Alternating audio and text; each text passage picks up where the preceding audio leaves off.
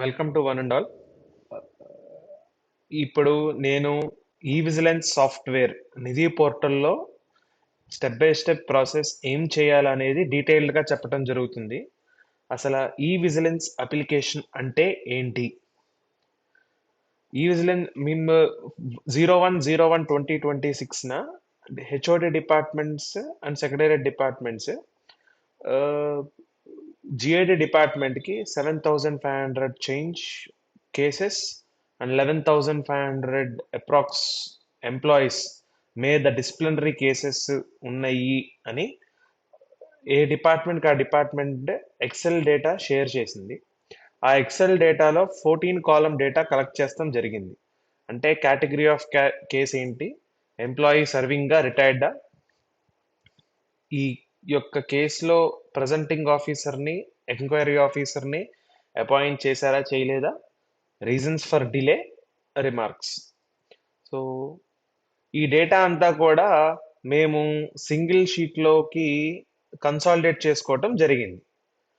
At the same time recently UO note ఇచ్చి GAD services department వాళ్ళు ప్రతి secretariat డిపార్ట్మెంట్లో చీఫ్ విజిలెన్స్ ఆఫీసర్ యొక్క డీటెయిల్స్, అలానే హెచ్ఓడి డిపార్ట్మెంట్స్లో విజిలెన్స్ ఆఫీసర్స్ యొక్క డీటెయిల్స్ కలెక్ట్ చేశాం. సో ఇప్పుడు మనం ఏం చేస్తున్నామంటే ఈ 14 కాలం డేటాని ప్రాసెస్ చేసి బ్యాక్ ఎండ్లో సిస్టంలో ఇంటిగ్రేట్ చేసుకుని ఏ డిపార్ట్మెంట్కి ఎగెనిస్ట్గా ఆ కేసెస్ అన్నీ కూడా ఆ డిపార్ట్మెంట్ యొక్క విజిలెన్స్ ఆఫీసర్కి డిస్ప్లే చేస్తాం జరుగుతుంది. విజిలెన్స్ ఆఫీసర్ ఈ కేసు యొక్క లిస్ట్ని చూసి ప్రతి కేస్కి nodal officer for disciplinary cases NODC ఎవరు అని సిఎఫ్ఎంఎస్ ఐడి, తన డీడీఓ కోడ్, పొజిషన్ ఏంటో చెప్పాల్సి ఉంటుంది. సో ఇది వచ్చేసి విజిలెన్స్ ఆఫీసర్ యొక్క యాక్టివిటీ. ఇప్పుడు హెచ్ఓడి లెవెల్లో కేసెస్ అయితే విజిలెన్స్ ఆఫీసరే ఎన్ఓడిసి కాబట్టి హెచ్ఓడి లెవెల్ ఆఫ్ అపాయింట్మెంట్లో డిసిప్లినరీ అథారిటీగా ఉన్న వాటన్నిటికీ విజిలెన్స్ ఆఫీసరే ఎన్ఓడిసి కాబట్టి అతని యొక్క సిఎఫ్ఎంఎస్ ఐడి ఎంటర్ చేసుకుని తన పొజిషన్ని మ్యాప్ చేసుకుంటాడు. ఇది డిస్ట్రిక్ట్లో కేసు అంటే డిస్ట్రిక్ట్ డిసిప్లినరీ అథారిటీ కిందున్న ఎన్ఓడిసి ఎవరు, తన సిఎఫ్ఎంఎస్ ఐడి ఎంటర్ చేసి ఆ డీడీఓ కోడ్, ఆ పొజిషన్ సెలెక్ట్ చేసుకోవటం జరుగుతుంది. ఇట్లా అన్ని కేసెస్కి మ్యాపింగ్ అనేది కంప్లీట్ చేయాలి. ఇది వచ్చేసి మ్యాపింగ్ యాక్టివిటీ. నెక్స్ట్ ఎన్ఓడిసి ఏం చేయాల్సి వస్తుందంటే ఎన్ఓడిసి ట్యాగ్ అయిన ప్రతి disciplinary cases add or update చేయాల్సి ఉంటుంది అనమాట. సో ఈ యాడ్ ఆర్ అప్డేట్తో పాటు ఎన్ఓడిసి కొత్త కేసెస్ కూడా యాడ్ చేయొచ్చు. సో ఇది ప్రతి మంత్ ఎన్ఓడిసి చేయాల్సి ఉంటుంది. ఎన్ఓడిసి ప్రతి మంత్ చేసి దీన్ని ప్రీపేబుల్ యాక్టివిటీకి ఎన్ఓడిసి అండ్ డిసిప్లినరీ అథారిటీ యొక్క డీడీఓ కోడ్కి లింక్ చేస్తాం అనమాట. సో ఇది యాక్చువల్ ప్రాసెస్. సో ఇందులో మా కీలక ప్లేయర్స్ ఎవరైతే chief vigilance officer and vigilance officers, first data అంతా కూడా వాళ్ళకే చూపిస్తున్నాం కాబట్టి నెక్స్ట్ వాళ్ళు ఎన్ఓడిసిని మ్యాప్ చేస్తారు. సో ఎన్ఓడిసిఏ every month progress of the case and ఆ మంత్ వచ్చిన కొత్త కేసెస్ని ఎంటర్ చేస్తారు. నెక్స్ట్ ఒకవేళ NODC HOD level disciplinary authority దగ్గర ఏడి అండ్ జేడీస్ అయి ఉండొచ్చు, సెక్రటరీ డిపార్ట్మెంట్స్లో ఎమ్మెల్యేస్ అయి ఉండొచ్చు. సో వాళ్ళు వేరే యాక్టివిటీస్లో బిజీగా ఉంటే ఆ రెస్పెక్ట్ డిసిప్లినరీ కేస్కి కేస్ వర్కర్ని కూడా అసైన్ చేయొచ్చు, who is none other than assistant NODC. So ఇప్పుడు సాఫ్ట్వేర్లో ఏం చేయాల్సి ఉంటుంది, ఎట్లా చేయాల్సి ఉంటుంది అనేది చెప్తాను. సో ఇది వచ్చేసి నిధి పోర్టల్ లాగిన్ అయిన తర్వాత ఈ విజిలెన్స్ స్టైల్ అనేది క్లిక్ చేస్తారు. ఈ విజిలెన్స్ క్లిక్ చేసిన తర్వాత ఈ బటన్ ఉంటుంది, అసైన్ ఎన్ఓడిసి ఫర్ ఈ విజిలెన్స్ కేసెస్ అని. ఆ బటన్ని క్లిక్ చేస్తారు. ఇక్కడ ఈ పలానా డిసిప్లినరీ అథారిటీ కిందున్న విజిలెన్స్ ఆఫీసర్లు ఈ డిపార్ట్మెంట్కి ఏవైతే మీరు 14 కాలం ఎక్సెల్ డేటా ఇచ్చారో ఆ 14 కాలంలో మీరు ఇచ్చిన కేసెస్ అన్ని కూడా ఇట్లా లిస్ట్ లాగా చూపిస్తున్నాం. ఈ కేస్ ఐడి అనేది సిస్టమ్ ఆటోమేటిక్గా జనరేట్ చేస్తుంది. FIN02 అనేది department code followed by sequence number. ఈ బ్రాకెట్లో 1613 అనేది number of employees involved in that case అనమాట. వాళ్ళ యొక్క వివరాలు తెలుసుకొనుటకు ఐ నొక్కాలి. నెక్స్ట్ ఈ కేసు ఏ టైప్, విజిలెన్స్ ఆ డిపార్ట్మెంటలా ఏసీబీయా అనేది కేస్ టైప్ కూడా ఉంటుంది. నెంబర్ ఆఫ్ ఎంప్లాయీస్ కూడా వస్తున్నారు. ఈ మ్యాపింగ్ అనేది వన్ టైం యాక్టివిటీ. సో మరి ఆ, జాగ్రత్తగా మ్యాప్ చేయాల్సి ఉంటుంది, వన్ టైం యాక్టివిటీ కాబట్టి. మళ్ళీ లేకపోతే మళ్ళీ మీరు టెక్నిక్ జిఐడి వాళ్ళకి అప్లై చేసుకోవాలి, సార్ తప్పు మ్యాప్ చేసాము పొరపాటున అంటే. మళ్ళీ వాళ్ళు మాకు సిఎఫ్ఎస్ఎస్ కి రీడైరెక్ట్ చేస్తారు, పలానా ఫ్రీజ్ చేసిన కేస్ ఐడీస్ అన్ని కూడా అన్ఫ్రీజ్ చేయండి అని. సో ఇదంతా కూడా మీరు జిఐడినే ఆశ్రయించుంటాల్సి ఉంటుంది. సిఎఫ్ఎస్ఎస్ లో ఓన్లీ టెక్నికల్ అసిస్టెన్స్ మాత్రమే ఇస్తుంది ఈ అప్లికేషన్ కి. డొమైన్ పరంగా ఏ కేస్ డీటెయిల్స్ వేయాలి, కమర్షియల్ ట్యాక్సెస్ కేసెస్ కూడా వేయొచ్చు కదా. సో కొత్త కేసుని ఎట్లా వేయాలా వద్దా, సో కేస్ క్లోజ్ అయితే ఏంటి, ఇవన్నీ కూడా ఏంటంటే ఇది ఈ whistle first version software. So ఇందులో చేయాల్సిన యాక్టివిటీ ఇది జస్ట్ ట్రాకర్ మాత్రమే. ఇందులో చెప్పింది చెప్పినట్టుగా చేస్తే చాలు. నెక్స్ట్ మీకు ఇంకా ఏ domain related or functional related doubts ఉంటే జిఏడిని ఆశ్రయించండి. లేదు ఏదన్నా ఫీల్డ్ పని చేయట్లేదు, ఆ, కేస్ ఇచ్చాము కానీ కనబట్టలేదు అంటే గనకనే మీరు సిఎఫ్ఎస్ఎస్ టీమ్ ని ఆశ్రయించండి. సో ఇక్కడ మ్యాపింగ్ ఎట్లా చేస్తారంటే, మ్యాప్ అనే బటన్ ని క్లిక్ చేస్తే ఇది డిపార్ట్మెంట్ సెలెక్ట్ చేసుకుంటారు. ఆ ఎవరైతే ఎన్ఓడిసియో అతను సిఎఫ్ఎంఎస్ ఐడి ఇస్తారు. అతను సిఎఫ్ఎంఎస్ ఐడి ఇచ్చిన తర్వాత తను ఏ డిడిఓలో ఒక్కసారి ఒక పర్సన్ రెండు డిడిఓస్ కింద కూడా ఉండొచ్చు. ఒక పర్సన్ ఎఫ్ఏసిగా రెగ్యులర్ రెండు పోస్టులో చేస్తుండొచ్చు. సో అది ఏ పోస్ట్ ఎన్ఓడిసి, అతని యొక్క పొజిషన్ వివరాలు చెప్పాలన్నమాట. చెప్పిన తర్వాత ఇది ఏ లెవెల్ ఎన్ఓడిసి తిను అనేది కూడా చెప్పాలి. హెచ్ఓడి లెవెలా, రీజనల్ లెవెలా, డిస్ట్రిక్ట్ లెవెలా అని. ఇచ్చిన తర్వాత సేవ్ క్లిక్ చేయాలి. అలా చేస్తే మీరు సిఎఫ్ఎంఎస్ ఐడి ఎంటర్ ఎవరు చేశారో వాళ్ళ పేరు మ్యాప్డ్ ఎన్ఓడిసిగా ఇక్కడ మీకు కనిపిస్తుంది. ఇది వచ్చేసి ఒక యాక్టివిటీ. నెక్స్ట్ ఇప్పుడు ఎన్ఓడిసి చేయాల్సిన యాక్టివిటీ ఏంటో చెప్తాను మీకు.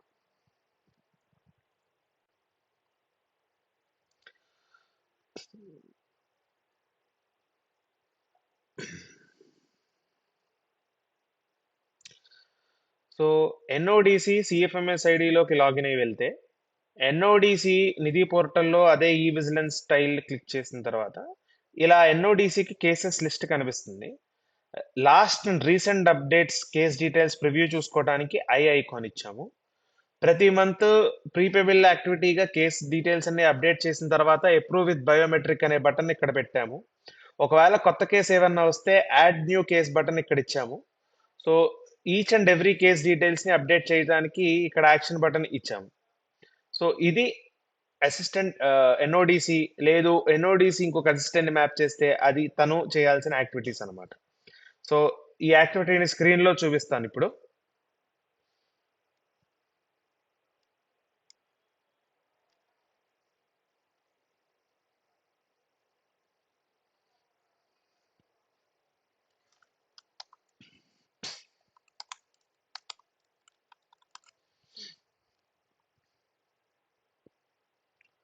సో ఇది వచ్చేసి ఎన్ఓడిసి లాగిన్.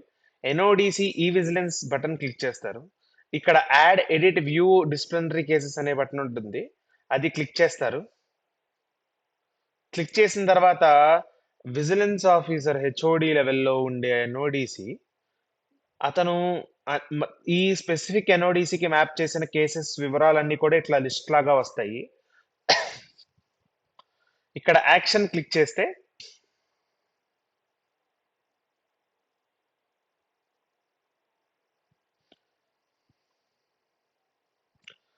సో మీరు ఈ కేస్ డీటెయిల్స్ ఇచ్చినప్పుడు ఇచ్చిన వివరాలు ఏమన్నా వస్తే ఆ వివరాలు ఇక్కడ డిస్ప్లే అవుతాయి అన్నమాట. నెక్స్ట్ కేటగిరీ ఆఫ్ కేస్ ఏంటి అంటే, ఇది ఏసీబీలో ఏ రకమైన కేసు, విఎన్డిలో ఏ రకమైన కేసు, డిపార్ట్మెంటల్లో ఏ రకమైన కేసు అనేది కేటగిరీ ఆఫ్ కేస్ అన్నమాట. ఇందులో ఫైనాన్షియల్ ఇన్వాల్వ్మెంట్ ఆర్ లాస్ ఉందా, లేదు just supervisory or procedure lapses అనేది టైప్ ఆఫ్ కేసు. నెక్స్ట్ ఈ కేసు ఒకవేళ రెండు మూడు డిస్ట్రిక్ట్స్ మధ్యన లేదా ఒక డిస్ట్రిక్ట్ లో స్పేషల్ డిస్ట్రిబ్యూషన్ కోసం అనేది ఏ డిస్ట్రిక్ట్ మల్టిపుల్ సెలెక్ట్, ఇది ఒక డిస్ట్రిక్ట్ లో జరిగితే ఒక డిస్ట్రిక్ట్ ని కూడా సెలెక్ట్ చేయొచ్చు, రెండు డిస్ట్రిక్టులు జరిగితే రెండు డిస్ట్రిక్టులను సెలెక్ట్ చేయొచ్చు, మూడు డిస్ట్రిక్టుల మధ్య జరిగితే మూడు డిస్ట్రిక్టులను సెలెక్ట్ చేయొచ్చు. ఈ ఈవెంట్ ఏ డేట్న అక్కర్ అయింది.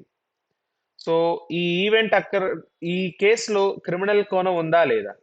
ఉంటే అది ఏ క్రిమినల్ యాక్ట్ పరిగణనలోకి వస్తుంది? పీసీ యాక్టా, అదర్ క్రిమినల్స్ యాక్టా? ఒకవేళ అదర్స్ అయితే ఛార్జ్ షీట్ ఫైల్ చేశారా? ఏ డేట్న ఫైల్ చేశారు? తర్వాత issue of article of charges జరిగిందా జరగలేదా? జరిగితే ఏ డేట్న జరిగింది?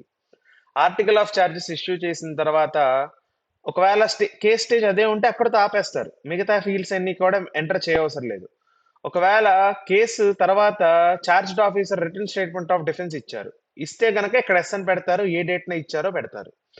నెక్స్ట్ అక్కడే అయింది. తర్వాత నెక్స్ట్ మంత్ అన్న ఆ పై మంత్ అన్న ఎప్పుడైనా ఎంక్వైరీ ఆఫీసర్ని అపాయింట్ చేశారనుకోండి, ఆ ప్రీపేబుల్ యాక్టివిటీ ముందు ఈ కేస్ డీటెయిల్స్ అప్డేట్ చేసేటప్పుడు ఎంక్వైరీ ఆఫీసర్ని అపాయింట్ చేశాము ఎస్ అని పెట్టి ఏ డేట్ని అపాయింట్ చేశారు, ఎంక్వైరీ ఆఫీసర్ యొక్క సిఎఫ్ఎంఎస్ ఐడి కొడితే తన పేరు డిజిగ్నేషన్ వస్తుంది. ఈ సిఎఫ్ఎంఎస్ ఐడీలు అందరూ వెతుక్కోవడానికి ఇదే టైల్ పక్కన ఈ విజిల్ దాంట్లో గ్లోబల్ సిఎఫ్ఎంఎస్ ఐడి సెర్చ్ అనేది ఇస్తున్నాం అనమాట.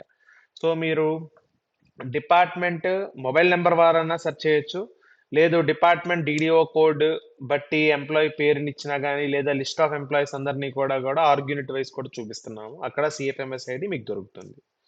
తర్వాత ప్రెజెంటింగ్ ఆఫీసర్ డీటెయిల్స్ ఒకవేళ అపాయింట్ చేశారా, చేస్తే ఏ డేట్ని అపాయింట్ చేశారు, ప్రెజెంటింగ్ ఆఫీసర్ యొక్క సిఎఫ్ఎంఎస్ ఐడి ఏంటి.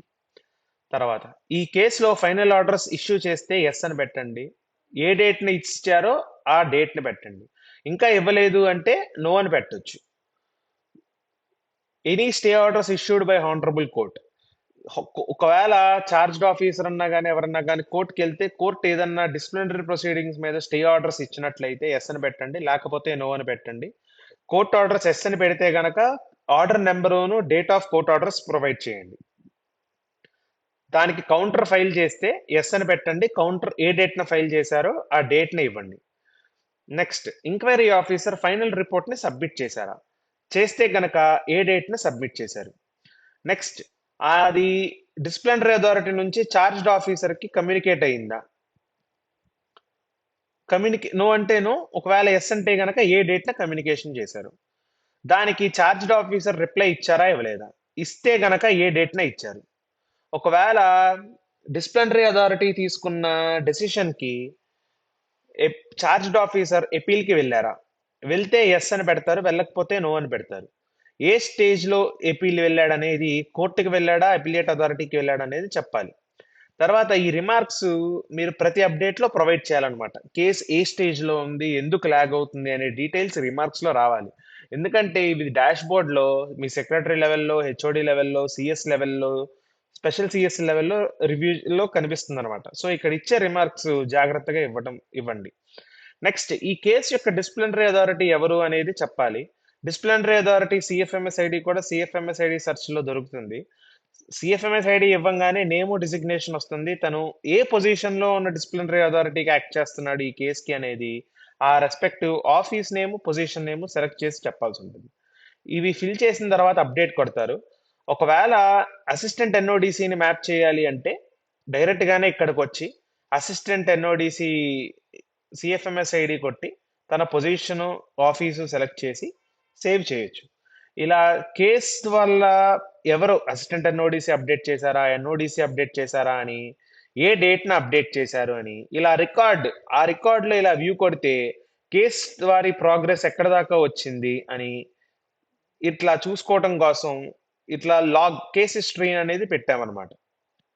సో ఇవి సో ఇది thank you one and all.